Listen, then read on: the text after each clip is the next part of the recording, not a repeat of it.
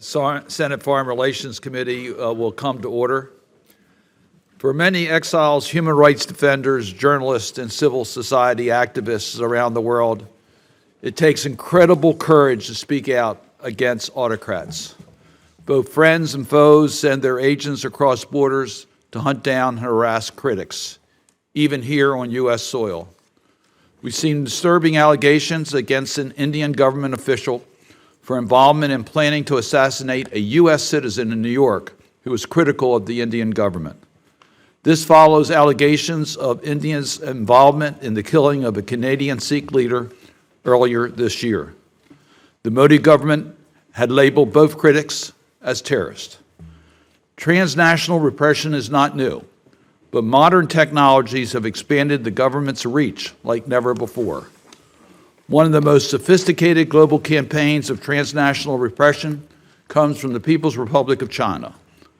Of course, they deny this. They have said, and I quote, "The accusations of transnational repression is totally made out of thin air."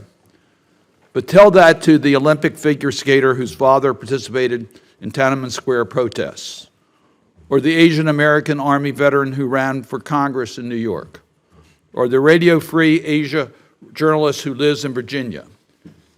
Beijing targeted all of them and their family members, trying to get tax records, installing cameras in their home, stalking them, imprisoning their family back in China. But it's not just China.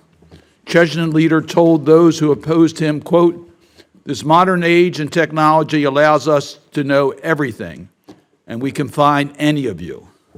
His patron, President Putin, is just as brutal in his persecution of opponents. He sends his hit squads after those he calls scum and traitors.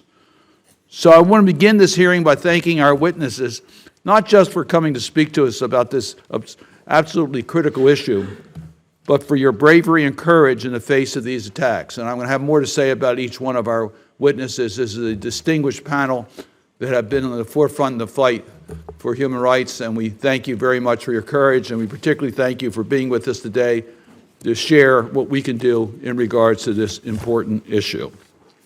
Your continued dedication to defending human rights and democracy is an inspiration. As you all know, this is a deadly, serious threat to the safety of diaspora and exile communities. They use slander and libel laws to attack human rights defenders in court. They threaten the family members of dissidents who still live back home. And as you know, they have no problem physically assaulting or even killing to make their point. This oppression is not only felt by the direct victims of the agents of these regimes. By going after one or two critics, they send a message to the entire exile community. You're never safe anywhere, not even if you are in a democratic nation, not even if you have political asylum. That's what makes transnational repression so chilling. It forces many to stop speaking out or end their activism altogether. Whether it's China, Russia, Iran, or Tajikistan, these countries threaten human rights defenders all over the world. That is why I wrote to the president of Tajikistan expressing my concerns regarding his treatment of political opponents. And that's why I led the Transnational Repression Accountability and Prevention Act, to increase transparency about these regimes' abuse of Interpol red notices to get local law enforcement to arrest critics. But more is needed. In the coming days, I will be introducing the International Freedom Protection Act. This will address the growing use of transnational oppression by autocratic and illiberal states. I look forward to working with all the colleagues of this committee, Democrats and Republicans, on this legislation. It's now my pleasure to turn it over to my distinguished colleague, Ranking Member Senator Risch. Well,